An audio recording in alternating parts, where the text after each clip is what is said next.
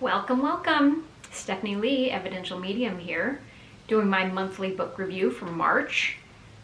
Wow, this is a great one. I said it was last week, Rising Strong by Brene Brown. Ooh, so exciting. In this book, she talks about being in the arena of life, and we are learning how to rise up after we have fallen in the arena. We've fallen down from a mistake that we made. We've fallen down from an emotion that we've been triggered by. We've fallen down because we don't feel like we're worthy enough in the world.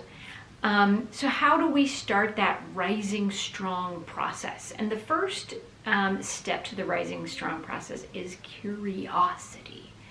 How do you become curious about those emotions that are being triggered and being brought up? First, you need to realize that you're feeling something, that a button has been pushed.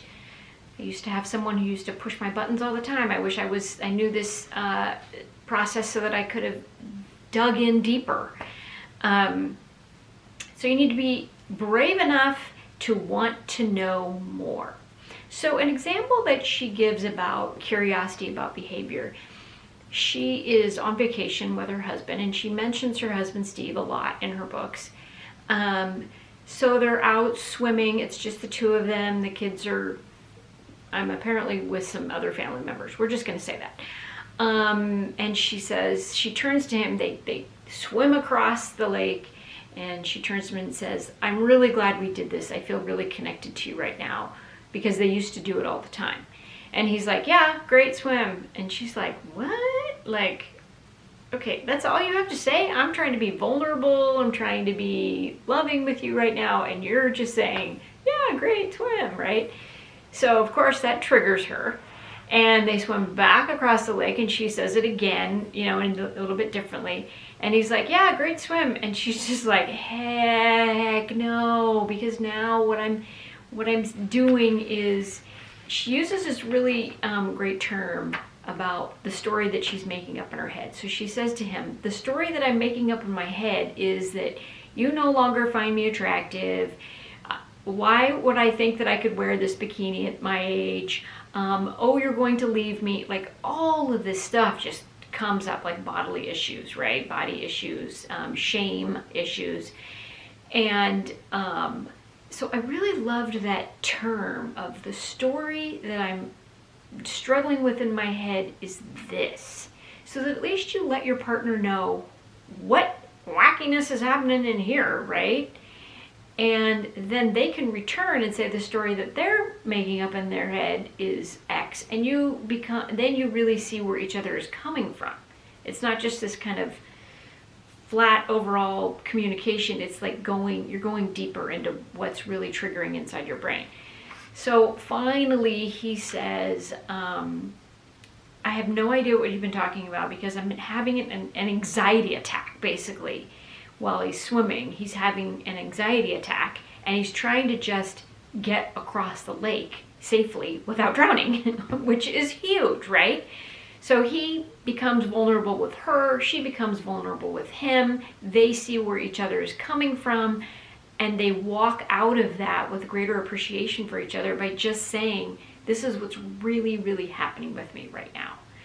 And usually, like if we talk about the 4 agreements, which was last month's book in February, don't take things personally. So when he said this was a great swim, she should have just taken it as that. And she took it really personally, and she started rumbling with that story in her head, right? So just know that people have got other things that they're focused on, right? Like, he was just having an anxiety attack and what it did boil down to was him not being a good enough husband to their kids, and some dream that he had and blah, blah, blah, blah, blah. And being on the lake, and, issues that come with, a lot of people on the lake and drowning and yada, yada, yada, right?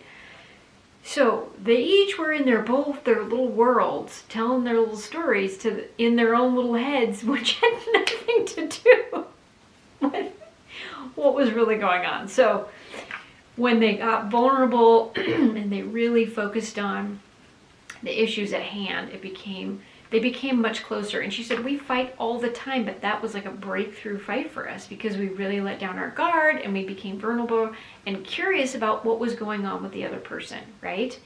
So that curiosity, right? It's digging in deeper. It's finding the source of that emotion, trying to figure out what's going on and what's that story that's rumbling in your head.